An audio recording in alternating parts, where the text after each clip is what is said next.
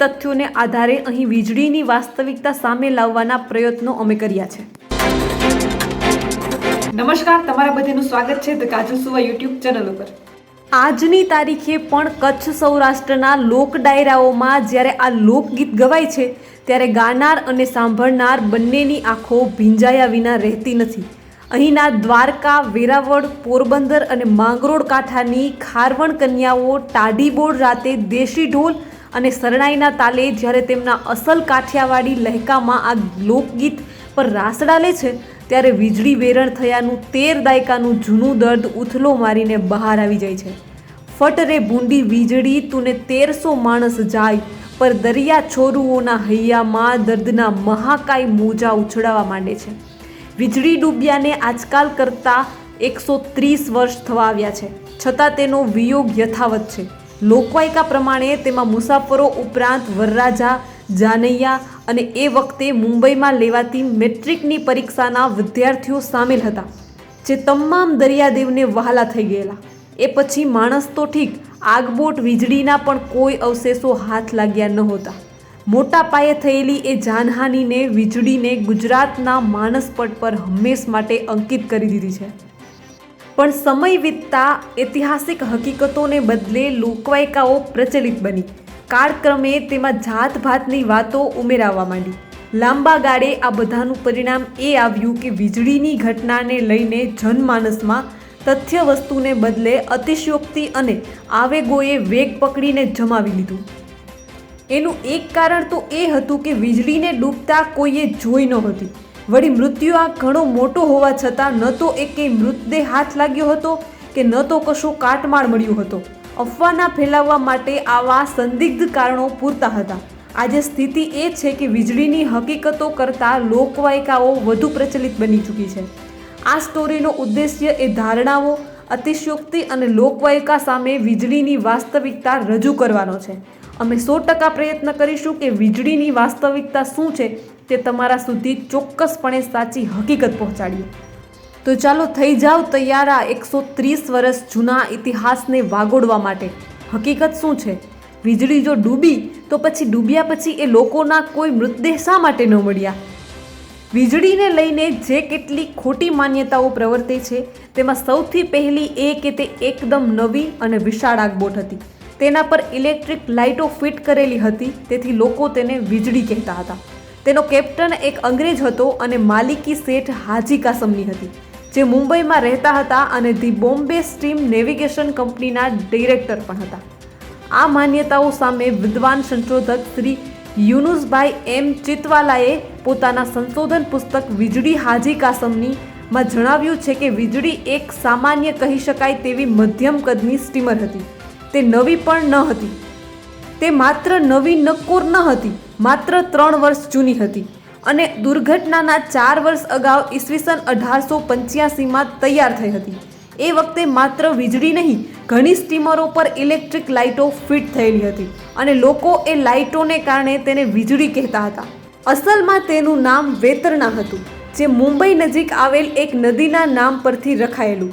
170 ફૂટ લાંબી, 26 ફૂટ પહોળી અને 9 ફૂટ ઊંડી વીજળીની માલિકી બોમ્બે સ્ટીમ નેવિગેશન નહીં પણ લંડનમાં રજિસ્ટર્ડ છતાં દરિયાઈ વેપારના મહત્વને ધ્યાનમાં રાખીને મુંબઈમાં હેડ ઓફિસ ધરાવતી શેફર્ડ એન્ડ કંપનીની હતી, જેના ડાયરેક્ટર એજે શેફર્ડ હતા। વીજળીના કેપ્ટન કોઈ અંગ્રેજ નહીં પણ કાસમ ઇબ્રાહિમ નામના એક હિન્દુસ્તાની હતા અને લોકગીતોમાં જેમને સ્થાન મળ્યું છે તે હાજી કાસમ નૂર મોહમ્મદ તો કંપનીના પોરબંદર સ્થિત એક બુકિંગ એજન્ટ હતા। અને આ આખી દુર્ઘટનામાં હાજી કાસમ તો ક્યાંય ચિત્રમાં જ નહોતા, છતાંય તેનું નામ ઉમેરી દેવામાં આવ્યું। હકીકતમાં વીજળી સાથે જે કાસમનું નામ જોડાયેલું છે તે અન્ય કોઈ નહીં પણ કેપ્ટન કાસમ ઇબ્રાહિમ હતા। સામાન્ય રીતે મુસ્લિમોમાં આધેડ વયની વ્યક્તિના નામ આગળ હાજી જોડાવાનો એક સામાન્ય ચલણ છે, ભલે પછી તે હજ ન પડ્યું હોય। આમ વીજળીના કપ્તાન કાસમ ઇબ્રાહિમ આગળ હાજી શબ્દ લગાવવો સહેજ છે, એટલે હાજી કાસમ ઇબ્રાહિમ વીજળીના કેપ્ટન હતા, જ્યારે હાજી કાસમ નૂર મોહમ્મદ મેમણ તેના પોરબંદરના બુકિંગના એજન્ટ હતા। બીજી માન્યતા એવી છે કે વીજળી કરાચીથી માંડવી અને ત્યાંથી દ્વારકા, પોરબંદર, માંગરોળ, ઘોઘા થઈને મુંબઈના ફેરા કરતી હતી. તે મુંબઈથી પ્રથમવાર ઉપડી હતી અને રે રૂટની તેની પ્રથમ મુસાફરી હતી.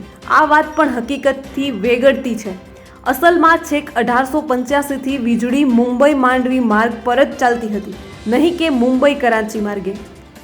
એટલે જળસમાધિના 4 દિવસ પહેલાં 5 નવેમ્બર 1888ના રોજ જ્યારે તે માંડવી માટે મુંબઈથી રવાના થઈ ત્યારે એ તેની પ્રથમ મુસાફરી હતી.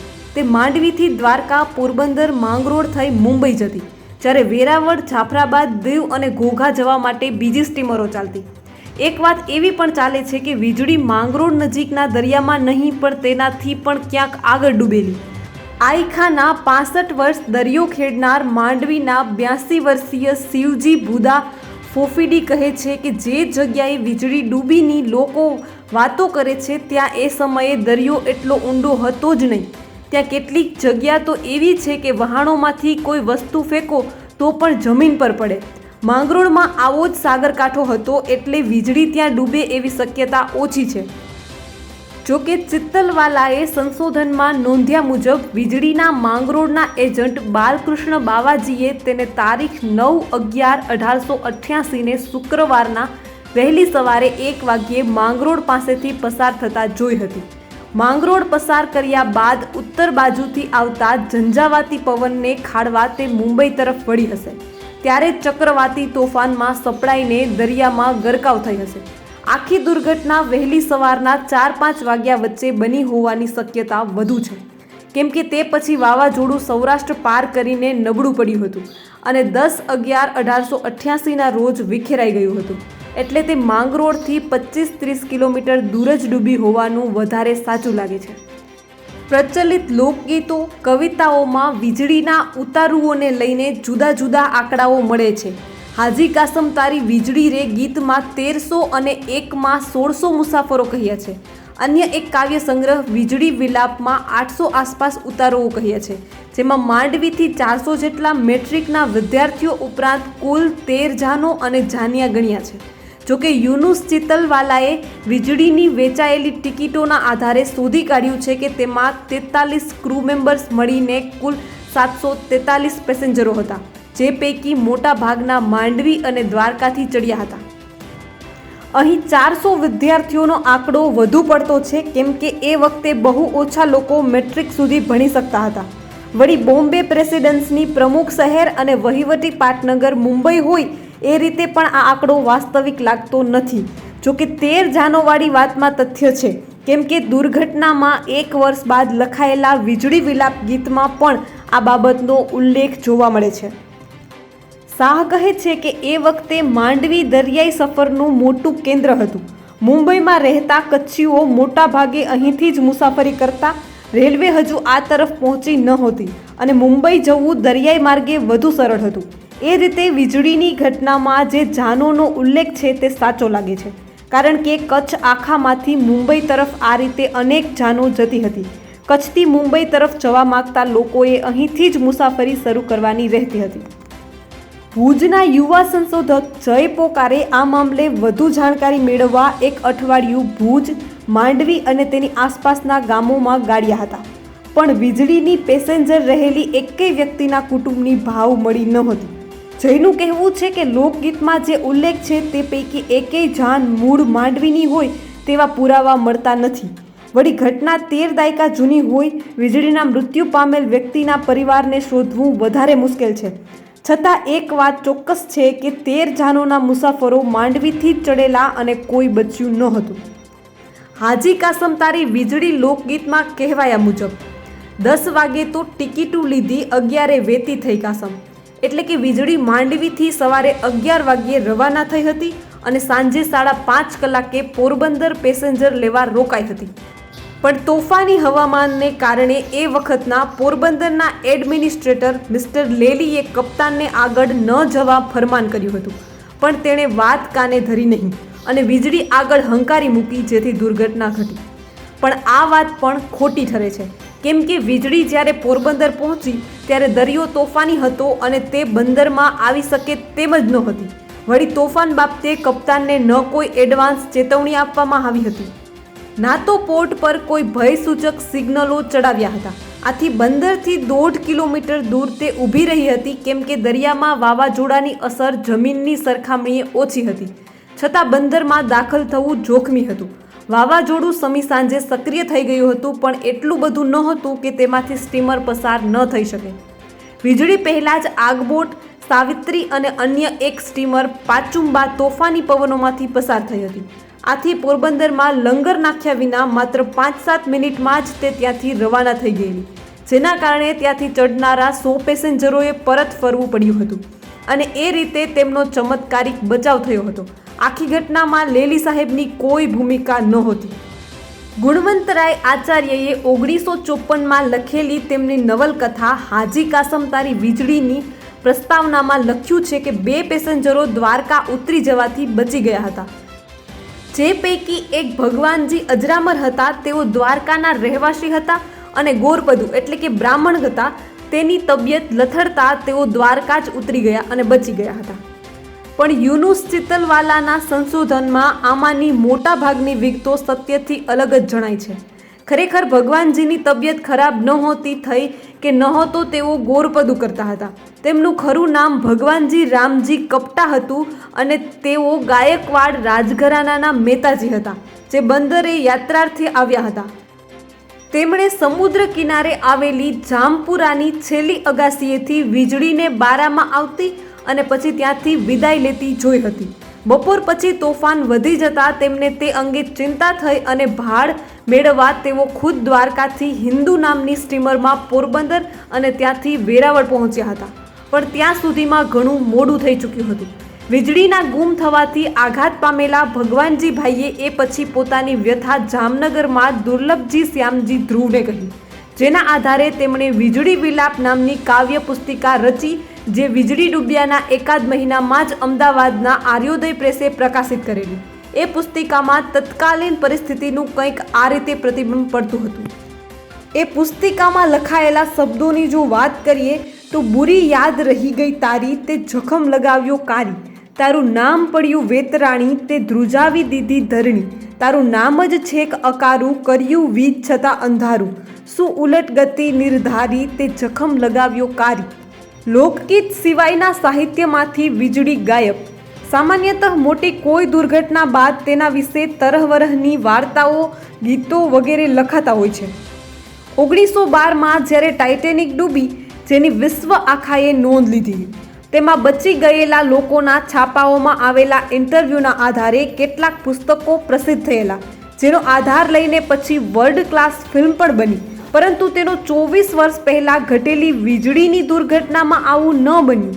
તેની જળ સમાધિથી લઈને છેક 2009 સુધીના 120 વર્ષના ગાળામાં માત્ર હાજી કાસમ તારી વીજળી રે લોકગીત, વીજળી વિલાપ નામની કાવ્યોની 2 પુસ્તિકા અને ગુણવંતરાય આચાર્યની નવલકથા સિવાય કશું જ લખાયું નહીં. એ પાછું સાંભળેલી વાતો પર વધારે આધારિત હોય. ખરેખર શું બન્યું હતું તે જાણી શકાતું ન હતું. આ કમી છેક 2010માં ધોરાજીના વિદ્વાન સંશોધક યુનુસ ચિત્તલવાલાએ પૂરી કરી આપી. એક દાયકાની મહેનત અને સંશોધન બાદ તેમણે તૈયાર કરેલું પુસ્તક વીજળી હાજી કાસમની આપણને આખી દુર્ઘટના વિશે સત્યવાદ પુરાવા સાથે આપે છે. આ પુસ્તકનું દસ્તાવેજી મૂલ્ય ઘણું ઊંચું છે, પણ કમનસીબે આપણે તેમનું સન્માન કરવામાં ઊણા ઉતર્યા છીએ. જો આવું પુસ્તક વિદેશની કોઈ યુનિવર્સિટીના વિદ્યાર્થી કે સંશોધકે તૈયાર કર્યું હોય તો અત્યાર સુધીમાં તે અનેક સન્માનોનો હકદાર હોય.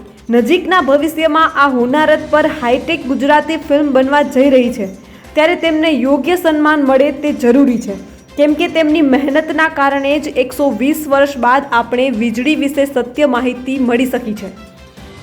છતાં અહીં એક વાત સ્વીકારવી રહી કે વીજળીની દર્દભરી દાસ્તાનને જન જન સુધી પહોંચાડવાનું શ્રેય લોકગીત હાજી કાસમ તારી વીજળી રે મધ દરિયે વેરણ થઈને જાય છે.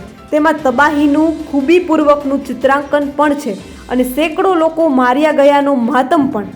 આ ગીત કોણે અને ક્યારે લખ્યું તેના વિશે ચોક્કસ જાણકારી મળતી નથી, પણ ચિત્તલવાલાનો મત છે કે કોઈ કચ્છી માળુએ લખ્યું હોવું જોઈએ, કેમ કે તેમાં ભુજ અંજારનો ઉલ્લેખ આવે છે.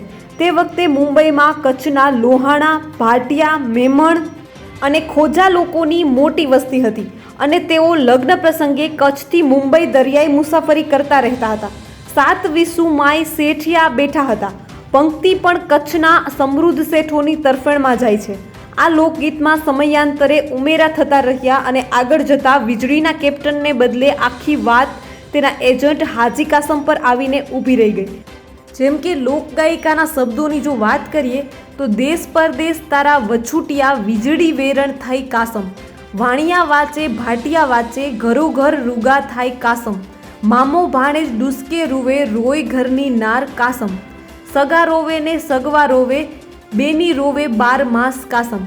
ઉપરની કડી ધ્યાનથી વાંચી અને પછી રઢિયાળી રાતમાં ઝવેરચંદ મેઘાણીએ જે લખ્યું છે તે વાંચીએ તો દેશ પરદેશ તારા વછૂટિયા વીજળી ડૂબી જાય, વાણિયો વાંચે ને ભાટિયા વાંચે ઘર ઘર રોણા થાય કાસમ, તારી વીજળી મધદરિયે વેરાણ થાય. પીઠી ભરી તો લાડકી રૂવે માંડવે ઉઠી આગ, સગુ રૂવે એની સાગવી રૂવે બેની રૂવે 12 માસ કાસમ, તારી વીજળી મધદરિયે વેરણ થઈ. હાજી કાસમ, તારી વીજળી મધદરિયે વેરણ થઈ કાસમ, તારી વીજળી મધદરિયે વેરણ થઈ. અહીં પહેલી કડીઓમાં માત્ર કાસમનો ઉલ્લેખ છે, જ્યારે એ પછીની કડીઓમાં હાજી કાસમ પ્રાસ આવી જાય છે. આ સ્ટોરીની શરૂઆતમાં જ આપણે ચોખવટ કરી ચૂક્યા છીએ કે વીજળીના કપ્તાનનું નામ કાસમ ઇબ્રાહીમ હતું, જ્યારે હાજી કાસમ પોરબંદરના ખાતેના તેના બુકિંગ એજન્ટ હતા. આ હકીકતને ધ્યાનમાં રાખીને જોઈએ તો પ્રથમ કાસમે વીજળીના કપ્તાન કાસમ ઇબ્રાહીમ જ હોઈ શકે, પણ થયું એવું કે વીજળીના ડૂબી ગયા પછી તેમનું નામ ભૂલાઈ ગયું અને કાળક્રમે લોકગીતમાં થોડા ફેરફાર અને ઉમેરા થતા રહ્યા, જેમાં કંપનીના પોરબંદર ખાતેના એજન્ટ હાજી કાસમનું નામ પ્રચલિત થઈ ગયું. ઈસવીસન 1912માં ટાઇટેનિક ડૂબેલી તેની માલિક વ્હાઇટ સ્ટાર કંપની દ્વારા તેમાં મૃત્યુ પામનારા પરિવારજનોને વળતર આપવામાં આવેલું. પણ તમને જાણીને આઘાત લાગશે કે વીજળીમાં મોતને ભેટનાર કોઈને વળતર નહોતું અપાયું, કારણ કે તે આકસ્મિક કુદરતી કારણોસર ડૂબી હોવાનું તારણ આગળ ધરવામાં આવ્યું હતું. ટાઇટેનિક સાથે અડધા ઉપરાંત ઉતારુઓએ જળસમાધિ લીધેલી, જેનું મુખ્ય કારણ કંપની દ્વારા પેસેન્જરોના બચાવ માટેની અપૂરતી સગવડ અને તૈયારીઓને બતાવાઈ હતી. આ એક જ મુદ્દાએ વ્હાઇટ સ્ટાર કંપનીને કરોડો ડોલર વળતર ચૂકવવા મજબૂર કરી હતી. વળતરની રકમ એટલી તગડી હતી કે બોજો ન ખમાતા આખરે કંપની ફડચામાં ગયેલી. વીજળીમાં આનાથી તદ્દન ઊંધું બન્યું. તેના ડૂબ્યા પછી 1 મહિના બાદ બોમ્બે પ્રેસિડેન્સીના ગવર્નર લોર્ડ રેએ chief presidency magistrate mister CP કૂપરના અધ્યક્ષ સ્થાને એક મેરીન કોર્ટ ઓફ ઇન્ક્વાયરી બેસાડેલી. 3 સભ્યોની કોર્ટમાં બીજા 2 હતા અને આસિસ્ટન્ટ પોર્ટ ઓફિસર M. બિન અને સુરત નામની સ્ટીમરના કેપ્ટન જેરી હોર્ન. 7 અને 10 ડિસેમ્બર 1888ની રોજ તેમની બેઠક મળેલી. આ મરીન કોર્ટમાં હાજી કાસમ, નૂર મોહમ્મદ સહિતના અલગ અલગ લોકોએ આપેલી જુબાની પરથી ખ્યાલ આવે છે કે વીજળી પર માત્ર 4 લાઈફ બોટ હતી, જે બધા મુસાફરો બચાવી શકે તેમ નહોતી.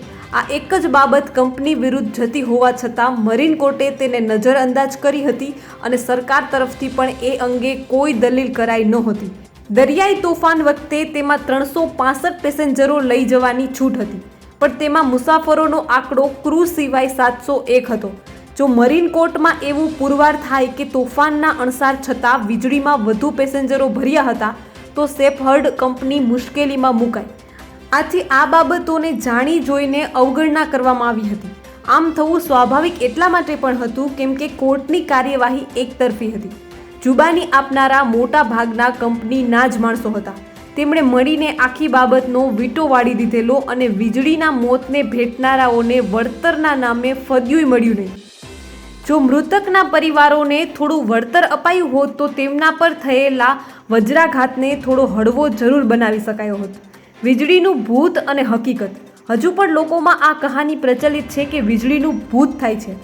આ સ્ટોરીના રિપોર્ટિંગ દરમિયાન 1 થી વધુ વ્યક્તિના મોંએ સાંભળવા મળ્યું કે તેમને ક્યારેક વીજળી દરિયામાં દેખાડે છે.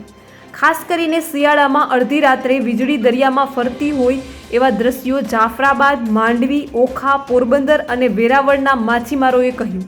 દરિયા ખેડૂત તરીકે 30 વર્ષથી વધુનો અનુભવ ધરાવતા માંડવીના કૈલાસભાઈ ચુડાસમા અને જાફરાબાદના યુવા વાર્તાકાર વિષ્ણુભાઈ ભાલિયા કહે છે કે તેમણે 1 થી વધુ વડીલો પાસેથી વીજળીનું ભૂત જોયાની વાતો સાંભળી છે. શિયાળો શરૂ થતાં જ વીજળી નવેમ્બરના માસમાં જ ડૂબી હતી. આ ઘટનાનું પુનરાવર્તન થયા કરે છે. આવું જો કે અવારનવાર નોંધાયું છે કે કોઈ જહાજ ડૂબ્યા કે લાપતા થયા પછી તેણે ફરી દેખા દીધી હોય. પણ ગાંધીનગર સ્થિત દરિયાઈ સુરક્ષા વિભાગના પોલીસ અધિક્ષક કિશોર બલોચિયા સાહેબ આ વાતને સમર્થન નથી આપતા. તેમના મતે શિયાળાની ઋતુમાં દરિયા પર સતત ધુમ્મસ છવાયેલું રહેતું હોય છે. એ પરિસ્થિતિમાં દિવસ દરમિયાન પણ દૂરથી કોઈ જહાજ આવતું હોય તો ધૂંધળું દેખાય, ત્યારે રાત્રિ દરમિયાન ધુમ્મસનું પ્રમાણ વધુ હોય છે. એ પરિસ્થિતિમાં અમુક કિલોમીટરના અંતરે કોઈ જહાજ હોય તો પણ ધુમ્મસના વચ્ચે તે કઈ દિશામાં જઈ રહ્યું છે તે કળાય નહીં. વીજળીના ભૂત મામલે પણ આવું જ છે. તેમાં તથ્યોનો અંશ નથી. બલોલિયા સાહેબની વાત એટલા માટે પણ માનવી પડે કેમ કે તેમણે જાતે આ બાબતની ખરાઈ કરવા માટે એકથી વધુ વખત સૌરાષ્ટ્રના દરિયાઈ પટ્ટાના અધિકારીઓ સાથે વાતચીત કરી છે, જેમાં આખી વાત માત્ર એક અફવા સાબિત થઈ છે.